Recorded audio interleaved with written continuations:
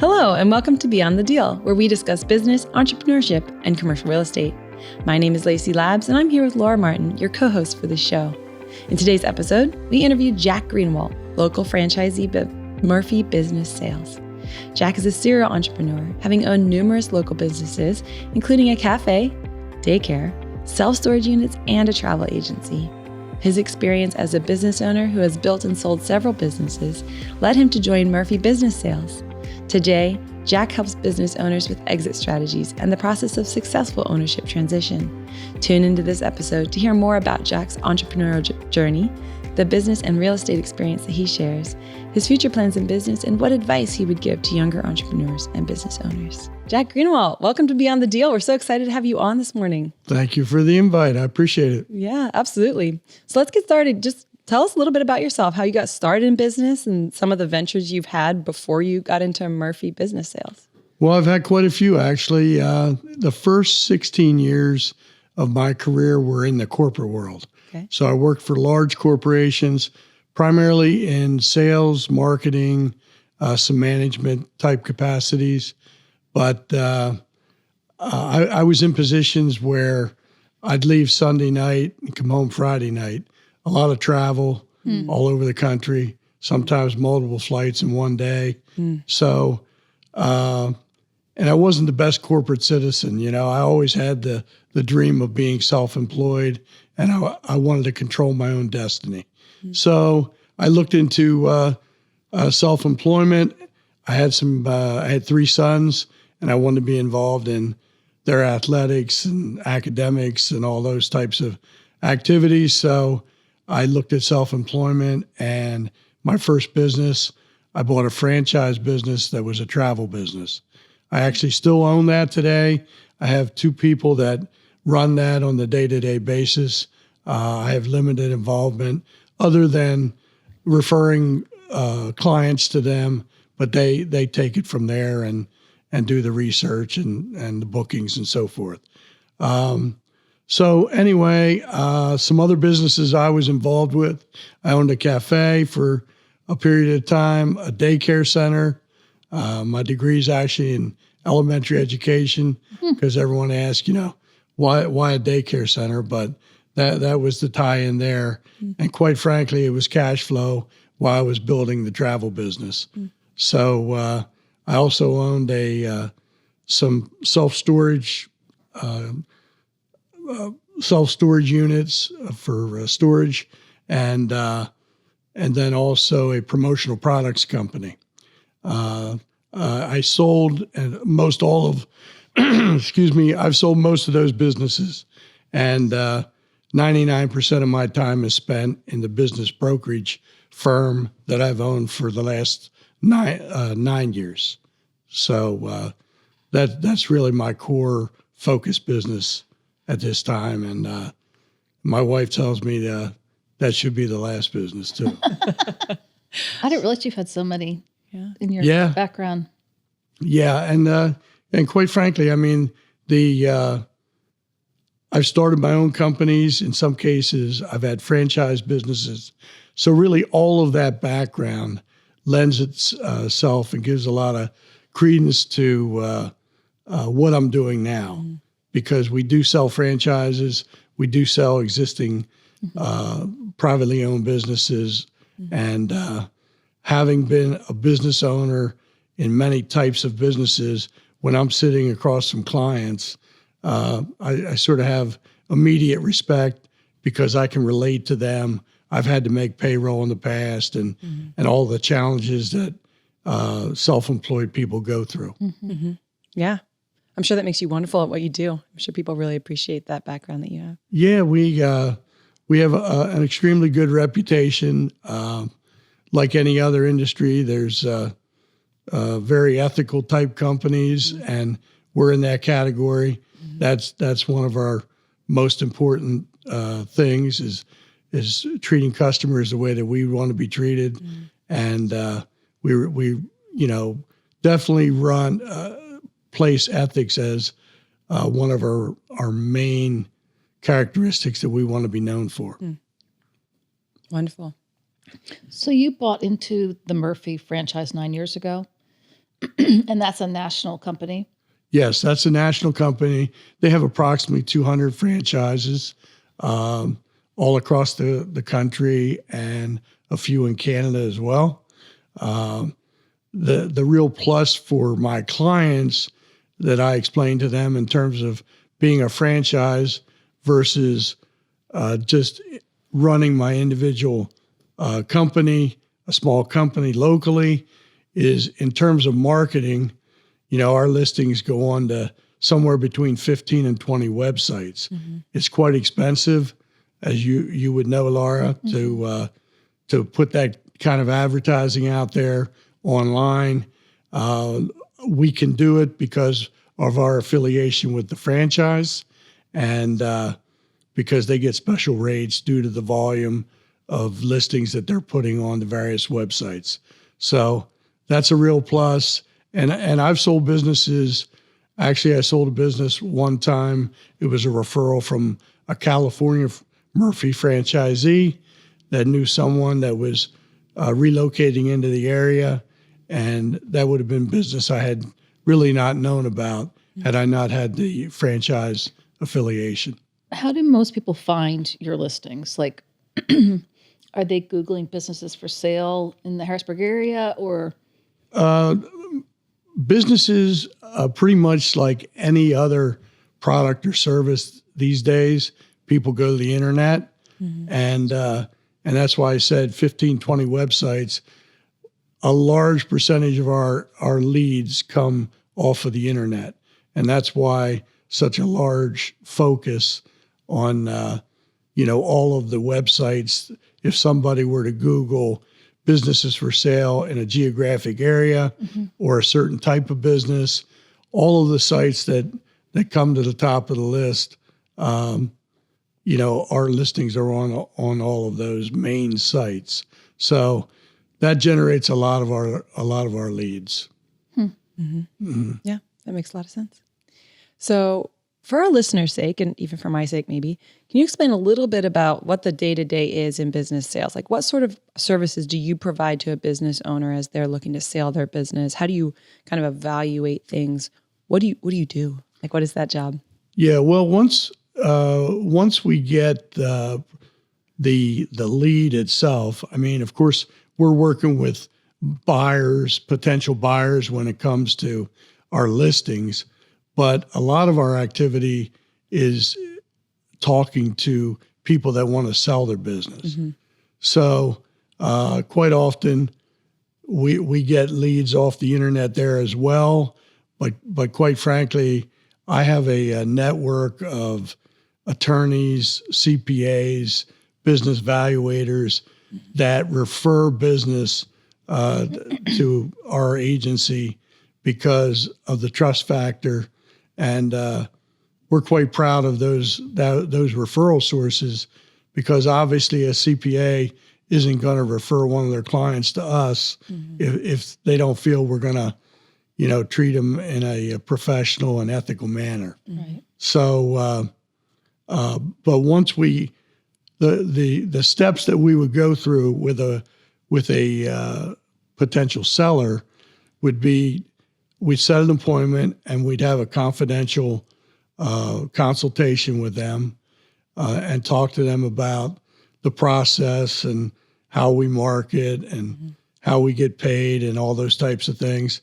Once we have that confidential consultation, typically the next question that a seller wants to know is, how much is their business worth?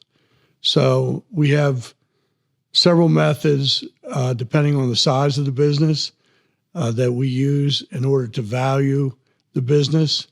So we'll go through evaluation and talk to them. The next meeting is usually to talk to them about a reasonable sale price, mm-hmm.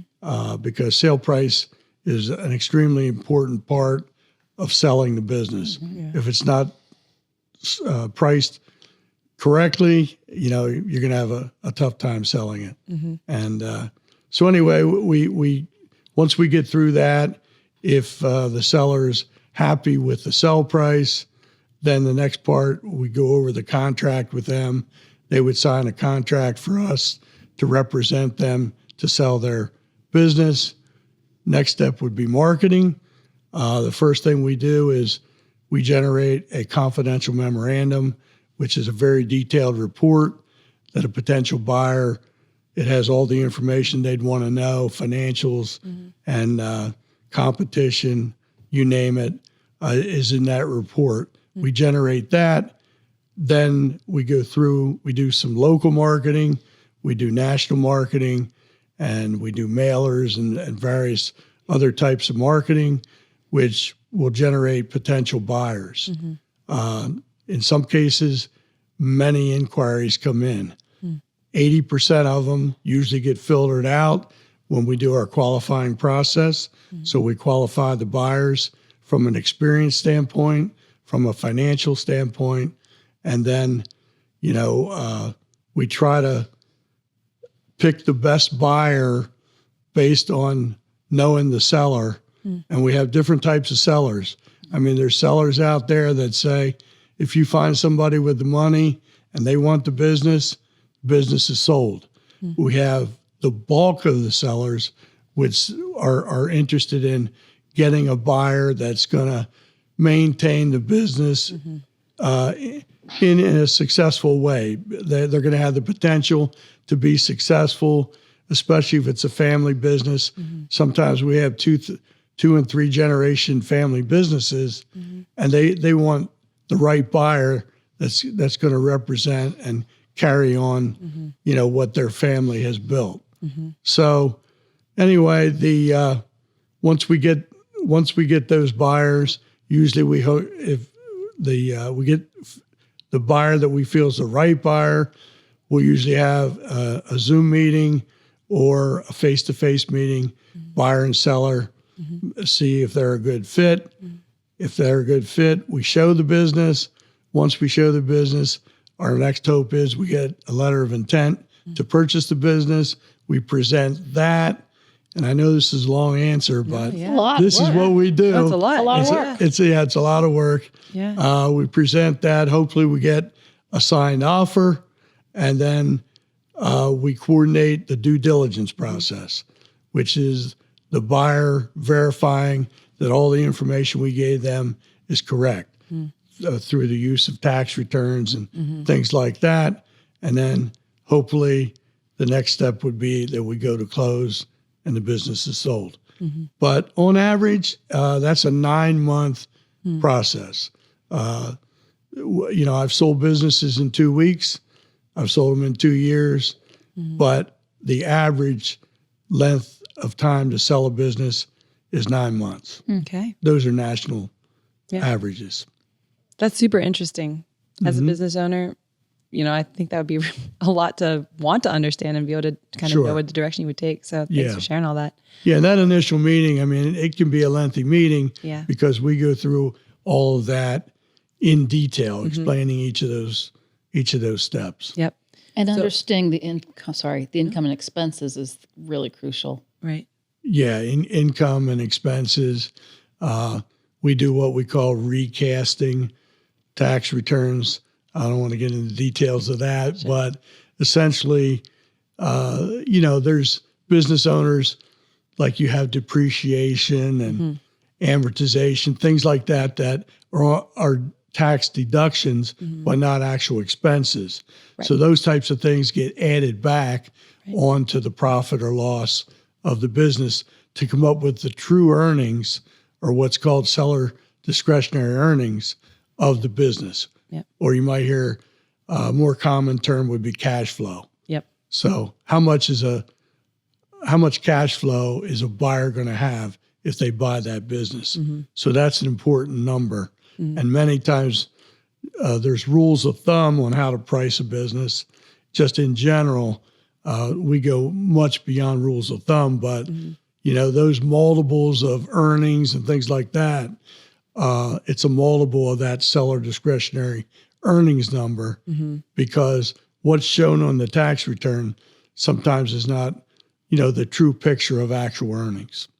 Sure. Yeah, they're leveraging tax advantages and things that are are kind of taking out of their gross numbers and stuff. Yeah. Yeah. Super interesting. Very technical, right? Yeah. Yeah, for sure. So you've sort of answered this maybe, I think, but I'm going to ask it a little more directly. Like, what are the factors that usually make businesses valuable? Like, what are the key things you're looking for to say, like, okay, that's a valuable business? Is it the cash flow piece? Is there other elements? Like, what makes that?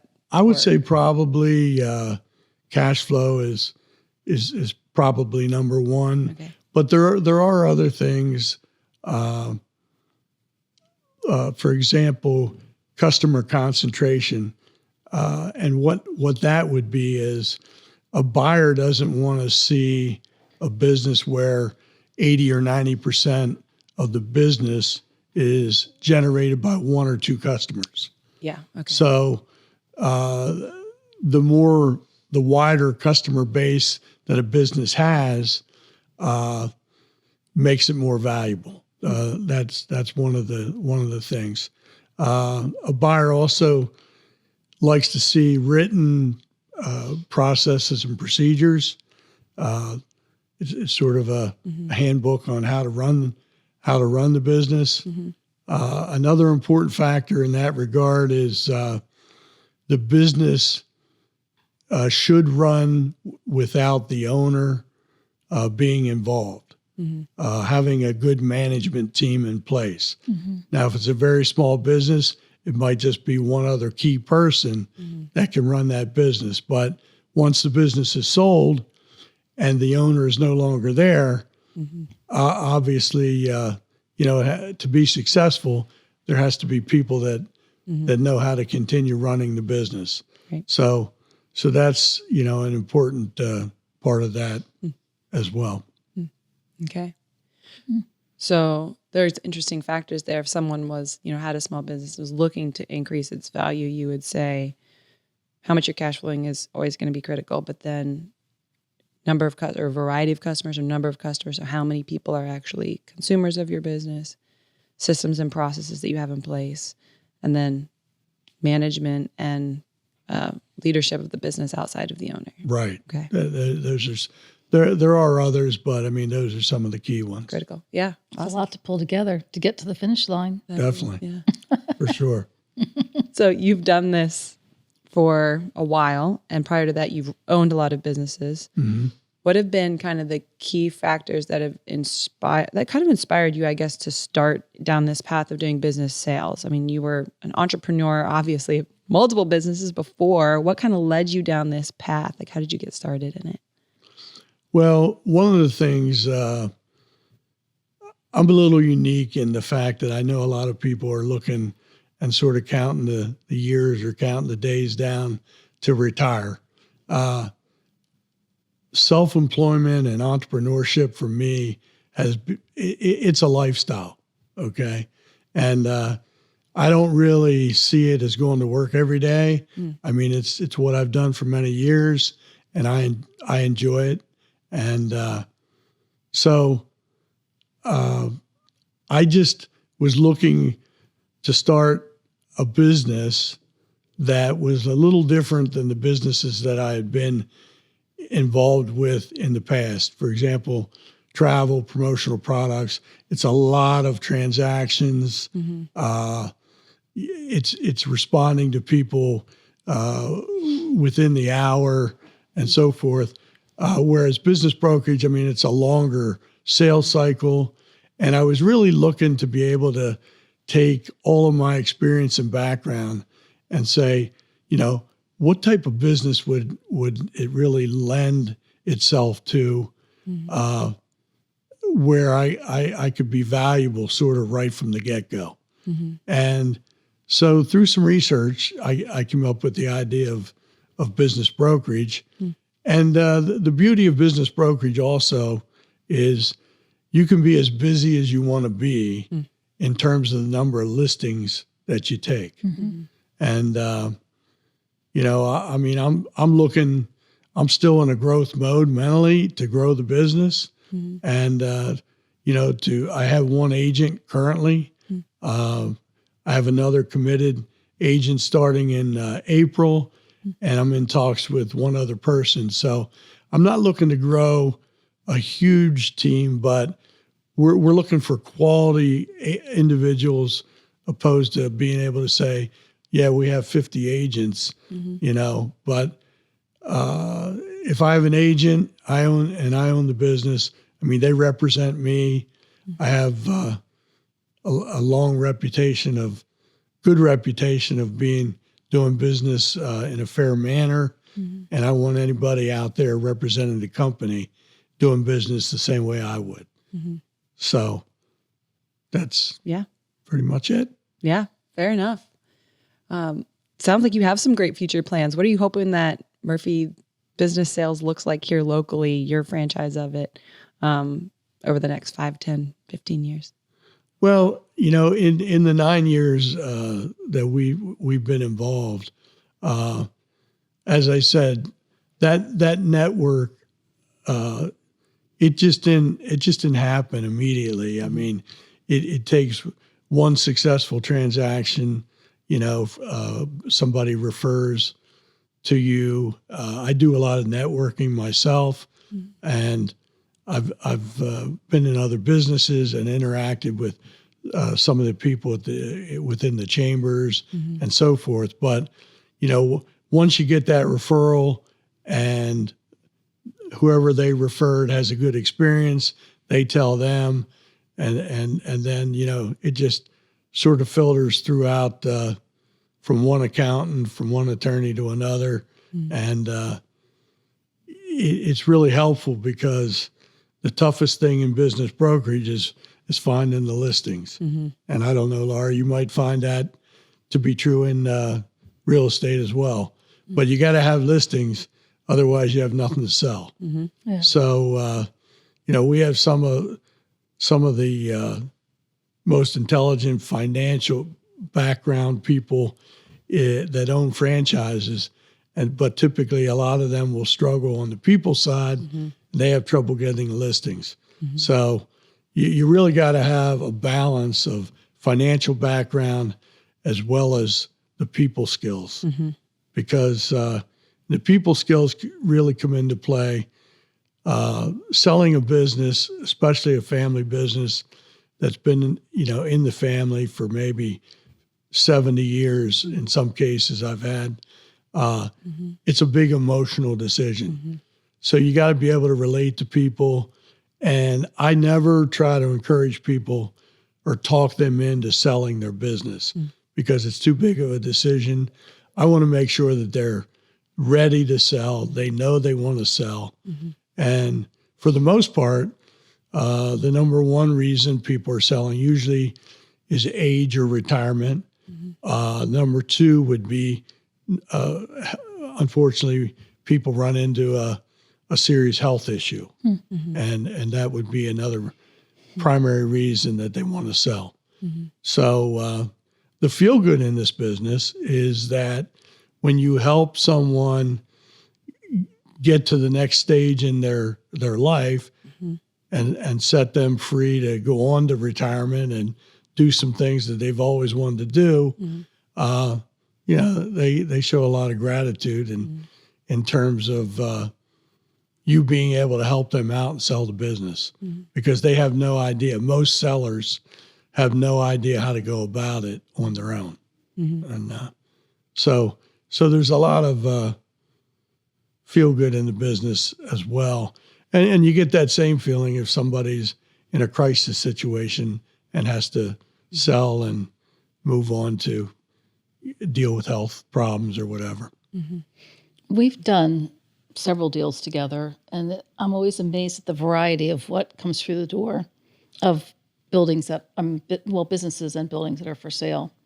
Yeah, definitely. I have a real estate license, but my philosophy is stay in your lane is what I put it. And every now and then I have to remind attorneys and accountants to stay in their lane. And if everybody stays in their lane, things work out usually pretty well.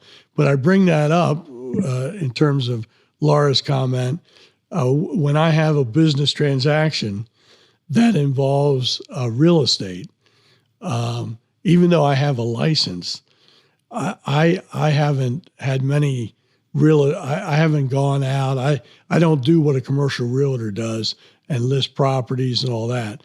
But I do have a license so that I can get paid for transactions that involve real estate. But my first call is Laura to come out because her core business is commercial real estate. My core business is selling the business, valuing the business. So I get her involved to value the property, do all the paperwork, and really handle the pretty much the whole transaction. My only input is bringing a seller, and then in some cases bringing the buyer, because the buyer may be the buyer of the business also. Yeah. Yeah. What are some of the more interesting deals that you've done? Any of them stick out as memorable? Well, I don't know that any like stuck out as particularly memorable, but in our region, I'm known as a guy that I've had 3 businesses that I've sold 2 times. So yeah, I sold them, and then like 2-3 years later, the person I sold it to, they want to move on to another business or another venture or whatever, and they want to sell. And then, so they'll come back to me, and then I've actually, sold the business a second time. And I mean, I see that as complimentary because, Absolutely. they were pleased with the transaction the first time around as a buyer. And in this case, then they would be the seller, but they've been treated fairly, and they great. come back, and we go at it again. And sell the business again. Are there any businesses that are more popular that you find that people are more interested in general? Service businesses tend to be extremely popular. HVAC companies, also people. We have a whole list of people that are interested in car washes, laundromats, businesses where you don't have to be there every day, and you can be an absentee owner. Those are quite popular also. Primarily, investor type buyers are interested in those kinds of businesses as an additional source of revenue. I mean, they could have a regular 9-to-5 job, but still own a business like that. And Have you had buyers that have been interested in more than one type of business? yes, there are buyers that, and there's a lot of friends that 2-3 people that go together, and they all have different strengths, and they'll team up as a little group and put a name to it as a little small investment group. And of course they'll look for different types of businesses. But there are people that may have experienced an event that has caused them to want to diversify and not have all their eggs in one business or one basket. Right. And really that was my situation. And the reason I listed so many different businesses that I was involved with, because when 9/11 hit, I was strictly in the travel business. And that event, basically, I mean, no one was flying, no one was leaving the country. It had a significant impact on the travel business. So at that point, I thought I better diversify. And that's how I got into the promotional products business. I was at a trade show, and I saw a little sign in the back of a promotional products company booth, and it said, "Incentivize your customers." And I saw the word incentivize, and I thought, travel is an incentive product many times. Certain organizations will say, we'll send you on a trip if you sell X amount of business or whatever. So I actually tied promotional products and travel together for a while. And I would sell like to insurance companies. They would incentivize salespeople. And then when they'd send their the people on a trip, they usually wanted to give them padfolios or gifts or shirts or whatever. So I could handle both ends of that transaction. That was smart. And that's how I got into the promotional product business. Mm-hmm. Yeah. Can you talk a little bit about, because I know it's very different than real estate. If someone wants to buy a business, like, will banks finance it? What kind of money down? What's a typical, are there some that are easier to finance than others? Or I'm just curious about that. Yeah, the financing, I mean, that's one of the other things that we get involved with, because many buyers are looking for direction as to where to go, who to work with in regards to financing. We deal with the SBA, or the Small Business Administration, which is a government organization that lends on businesses. It used to be 20% down was required. They've lowered that to 10%. So you can get in at 10%. Their guarantee fees that are involved, the fees can tend to be a little high with SBA, but there's also some benefits as well.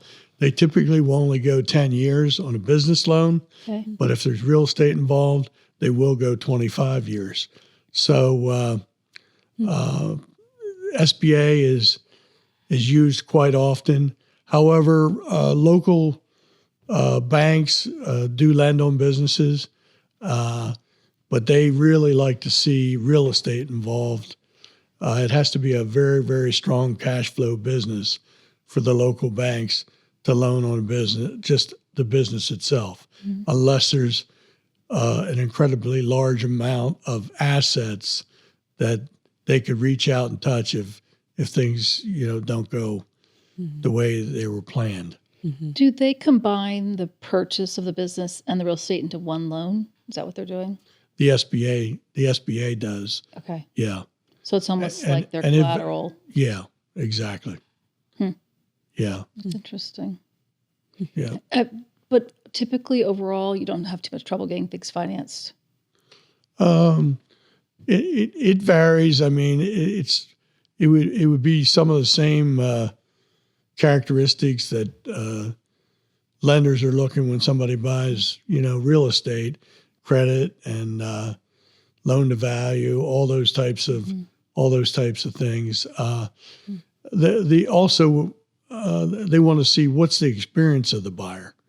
If you have someone that has absolutely no experience in an HVAC company and they've run restaurants all their life and now they're going to get into, HVAC, usually that hurts their chances of getting financing. If an owner's staying and helping train them for 6 months to a year, does that help in the bank's eyes? It definitely does. It definitely does help. But there are guidelines on the length of how long they want the owner to stay on. Okay.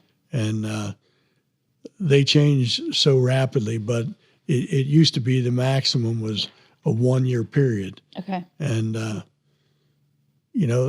there's reasons behind that. They want the new buyer to take over and see that they're able to run the business, without the former buyer. Right. Are you seeing a lot of cash sales? Typically, I mean, I haven't had cash sales, beyond $1 million, but, 750,000, 800,000. We've had, some cash deals, especially the lower price businesses, can tend to be cash, but, quite honestly, the real small businesses, typically the buyers don't have as many resources, financial resources. And sometimes they can be tougher to get financed, and the whole process can be as difficult as a much larger transaction. Do you have any interesting businesses for sale now? We got about 12 of them.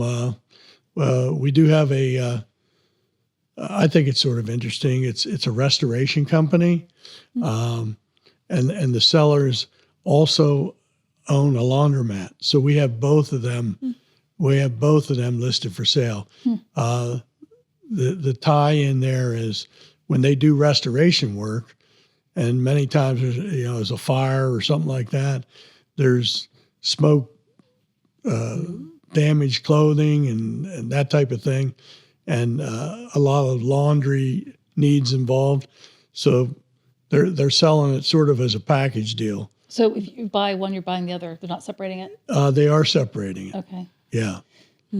So if I wanted to start watching to consider, having a side business, is it all on your website, or is it how are people, if they went to your website, are all your listings there? Yeah, the listings are all on the website. Okay. Yeah, that's correct. And another huge thing that we're involved with in the world of business brokerage is confidentiality. Sellers are extremely fearful that it's going to get out that they're selling. One, they're concerned about employees finding out and possibly leaving and worrying that there's going to be a new owner or whatever. And two, their competition, especially if I had a large commercial roofer listed for sale, and they were deathly afraid of the fact that their competition would find out because they bid the same jobs. And their competition, could leak the fact that you better be careful about giving them a contract because I don't know if you know it or not, but they have the business for sale. Yeah. And they could use it as a point against them to try to gain business. So confidentiality is extremely important. And even my office manager, she had to sign a non-disclosure agreement, when she came to work for us, that she's not going to be, at the hairdresser and talking about all of our listings and the name of the businesses and so forth. So, and anyone that inquires, all of our businesses, on the website or the internet, they're written such that you can learn about the business, but you're not going to be able to identify the specific business. If we figure out what type of location we're going to use. I mean, if we're selling a pizza shop, we can use the county because there's probably 300 or 400 of them in the county. But if we're selling a business that's selling fur coats, we might have to use the Eastern United States these days because there's not that many of them around. Right. So, but when someone calls and says, "Hey, I'd like information on that business," we just don't send information out. They have to sign non-disclosures. I have a phone conversation with them to make sure it makes sense as to, why they're looking to buy the business. And, they didn't have a bad day at work and just went home and got on the internet and said, "I think I'm going to buy a business." Right. We filter all those folks out. So. Well, then you find out who's serious if they'll go through all those steps. Right. Yeah, for sure. And we have them fill out a profile in addition to the NDA, the non-disclosure, because it's amazing. Some people inquire, but they'll never fill out the NDA or the profile. So they aren't that serious. And they're not that serious, and that tells us that immediately. Yeah, well, that's good because then you're not wasting your time, and it's a good system. So, Jack, you've had a lot of experience in business. What advice would you give to someone who's trying to start their own company or buying a company for the first time, going into business, right? Or maybe just young in business. What advice would you give? What would you say to these younger entrepreneurs who are looking to be successful in small business? I would think what I would recommend is the first thing they should do is develop a professional team to give them some direction.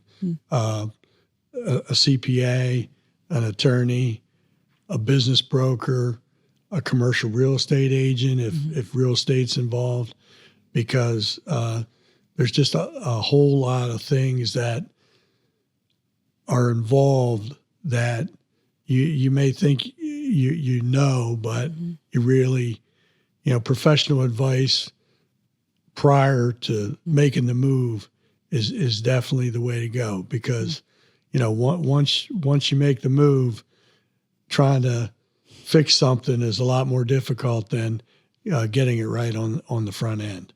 And we have I don't know if it's always been like this, but the 9 years I've been involved, there's a lot of people that they're interested in an existing business. A lot more people are interested in an existing business than starting their own. And a lot of that, it's because it's immediate cash flow. And, some people don't have the resources to have the time that it takes to start from day one customer at a time to build a business and generate the revenue that they need, especially those folks that, there's a lot of people in the age group, the individual buyers, 45 to 60 years old, excuse me, that they either got downsized or they're just fed up with the corporate world. They're traveling too much, whatever it might be. And their dream was always to own a business. That seems to be a prime age group. And they've built some resources and have some resources saved that they can move forward with their dream of buying a business. And so that's a popular age group as far as looking to buy existing businesses, because they're looking to replace their salary at from the corporate job. Yeah, makes a lot of sense. So, all right, last question. If you could go back and start your career over, but have all the knowledge you have now, what would you do differently? Yeah, that's a tough question. I think probably, I come from the generation, I call it the work and grind generation. And, when I was young and I was thinking about self-employment, and, some of the folks that were older than me at that time said, you got to be willing to pay the price. And paying the price was working 60, 70, 80 hours a week. And I got the impression that if you weren't willing to do that, you weren't going to be successful. And that was sort of a generational type thing. The younger generations these days, they work smarter, not harder. Now, there's a lot of technology today that didn't exist, back when I was in those days. But the point I'm making in terms to answer your question, I think, is I could have done a better job at work-life balance. I was pretty much a workaholic for a lot of years. And I still work quite a bit. You know that, Laura. I typically answer at all different hours of the evening and all that kind of thing. But like I said earlier, it's just a lifestyle to me. I don't see it really. It's just a lifestyle. And but work-life balance, I think, probably, and maybe prioritizing health over work was number one all the time, with the exception of my family. I never missed parent-teacher conference. I always scheduled around parent-teacher conferences. I coached 3 sports for all 3 of my sons. I know some people that have that regret that they missed all that because they put work ahead of it. That's one thing I'm really thankful that I didn't do. But work was a high priority for me, and could have balanced out things a little bit better probably. Wise advice. Yeah. Thanks so much, Jack. Really appreciate having you on this morning and Sure. hearing all your insights and wisdom that you were able to share with us about entrepreneurship and business ownership. Thank you. Yeah, Thank you, Jack. I enjoyed it. Thank you. Yeah. Great. That was Jack Greenawalt sharing his insights on business sales and business ownership. For more information on Jack and his work as an agent of Murphy Buisness Sales, or to learn more about SV and Lattice, click the links in the show notes. Thanks for listening to Beyond the Deal.